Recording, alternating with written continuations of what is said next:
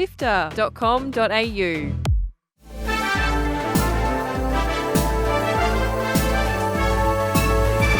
Hi, I'm Kyle Pauletto. And I'm Fiona Bartholomaeus. Welcome to Walkthrough, SIFTER's weekly recap on the biggest news in video games. This week, Sony showcases upcoming PlayStation games in this week's State of Play. Overwatch 2 is bringing back loot boxes, and the very first Olympic Esports Games has been delayed. Here's the news for Sunday, 16th of February. Let's go. Join the SIFTER community on Discord at sifter.com.au/Discord. Sony held their PlayStation State of Play this week, and as always, there were heaps of new games announced. Sonic is back with Sonic Racing Cross Worlds. It's your classic racing game with all the Sonic characters you love, but the really cool thing is that you can race through portals into different dimensions. I'm actually pretty pumped for this one. There's no release date yet, but we'll keep an eye on it. The comic-styled Borderlands 4 got a release date. You can shoot and then loot on 23rd of September this year. Jump back into the chaotic world with new weapons, a new planet, and apparently a really diverse skill tree. Borderlands 4 will have its own dedicated State of Play, so keep an eye out for that one. Digimon is getting a new release with Digimon Storytime Stranger, which is just a really silly name, and I kind of like it. The JRPG will have you moving between the human and digital world, but also across time. It's slated for 2025, but no release date just yet. Sega is back with Shinobi Art of Vengeance. This side-scroller fighter has the same fast gameplay that the series is known for and has a pretty cool art style on top. That's out later this year on the 29th of August. And finally, Returnal developer House Marquee is back with a brand new IP, Saros. It's still sci-fi, it's still third-person shooter, but this time Rahul Kohli is our hero, playing Arjun Devraj. The roguelike gameplay has changed a bit too. Instead of a full reset every single time, it's now a bit more like Hades, where you keep certain resources after you cark it. That was one of the major complaints about Returnal. It felt too punishing to die. You can find out the full list of announcements in our show notes, and they are extensive. We couldn't get to them all, so make sure you check that out, and you might find your new favorite game.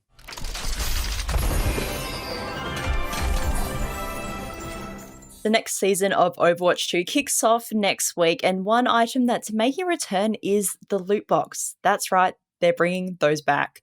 They were removed during the launch of Overwatch 2 as the game moved to free-to-play, so instead, Blizzard made their money off the in-game shop and battle passes.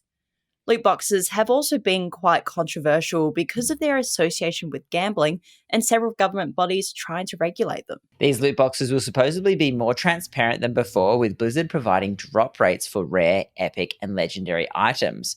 Players will be able to get cosmetics through the boxes, and they will be available for weekly and event rewards. Overwatch 2 Season 15 starts on February 18 and will also include new hero perks and a third-person game mode. Good guy Valve is back again with the consumer-first approach, banning forced in-game ads from all Steam titles. This week, Gaming on Linux did some digging and found that Valve really hates in-game advertising like the ones that we see in mobile games. You know, the ones free to download and play but offers you in-game rewards like currency or skipping wait times if you just watch a 30-second ad. Well, it's now written into the Steam developer guidelines that games that utilize paid advertising as a business model will not be supported. It's a welcome reactionary move similar to in 2021 when Valve banned NFT games. Gotta love a rare win for the consumer, or maybe Valve just wants to make sure all money made in Steam games are sold through the Steam in-app purchases.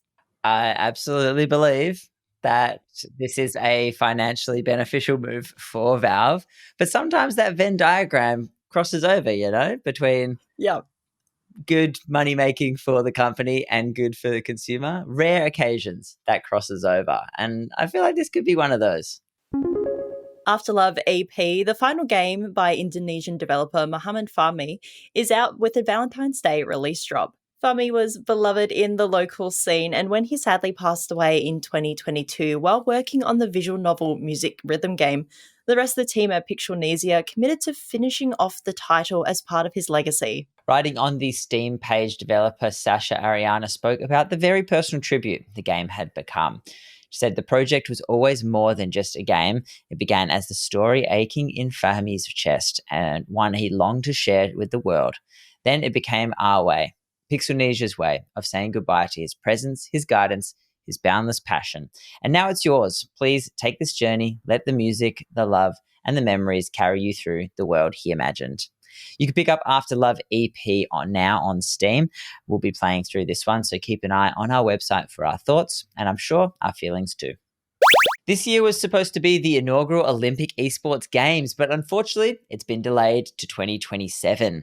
Reported by Esports Insider, the competition was delayed due to ongoing concerns about the format, a lack of details on key aspects of the program by game publishers, and issues with financing and logistics. Saudi Arabia is down to host this Olympic Esports Games as well as the next couple, thanks to a 12-year hosting deal with the International Olympic Committee. Both the IOC and the Esports World Cup Foundation said it would be a historic event, bringing esports into the Olympics, and they're working on aligning national esports ecosystems with broader global standards. That's it for the headlines. Here are the games coming out this week. Out Tuesday is the highly anticipated AVOWED. It's a brand new fantasy IP that has been receiving some really positive early reviews. Modernized Skyrim is the word on the street. That's coming to PC and Xbox Series S and X on the 18th. And make sure you head to sifter.com.au for our full review, which is out now. Up next, we have the first installment in the upcoming 2-part narrative game, Lost Records Bloom and Rage. Follow 4 childhood friends who reunite to solve a supernatural mystery 27 years in the making. Grab it on PC, PlayStation 5, Xbox Series S and X on Tuesday. The latest entry in Kyle's favourite video game title is coming this week, Like a Dragon Pirate YAKUZA in Hawaii. This game looks bonkers, even more bonkers than the other Like a Dragon entries. But those that love this series are sure to love Pirate YAKUZA in Hawaii when it comes to PC, PlayStation 4 and 5, Xbox One, and Xbox Series S and X on the 20th. And lastly, we have PGA Tour 2K25. It's golf, man. What do you want me to say? Out on PC, Xbox Series S and X, and PlayStation 5 this Friday.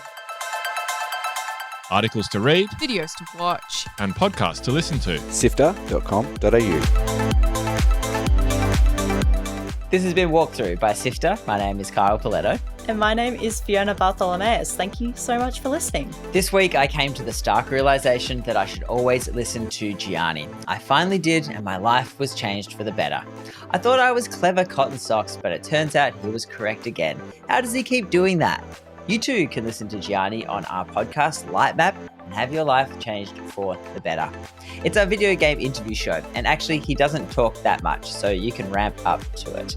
Look forward to upcoming episodes including Tales of the Shire and Citizen Sleeper 2. Search for Lightmap and Sifter on your favourite podcast player now, or head to Sifter HQ on YouTube to watch the vids. And for some context on that insanity that I just read, you can check out the video on YouTube where you'll see that I've had a haircut which was done by the barber that Gianni has been trying to get me to go to for quite some time now. SIFTER is produced by myself, Carl Pauletto, Adam Christou, Courtney Smith, and Chris Button. The episode is edited by both senior producer Mitch Lowe and Gianni Di Giovanni, who is SIFTER's executive producer and also walkthrough script editor. Can we add extorter to that list of credits for Gianni? Who's constantly making me read things out like that, perhaps? Thanks to Brian Fairbanks from Salty Dog Sounds for composing the walkthrough theme tune, and Audio Technica Australia and Apple for their support of Sifter's podcasts. We'll be back with more news next Sunday.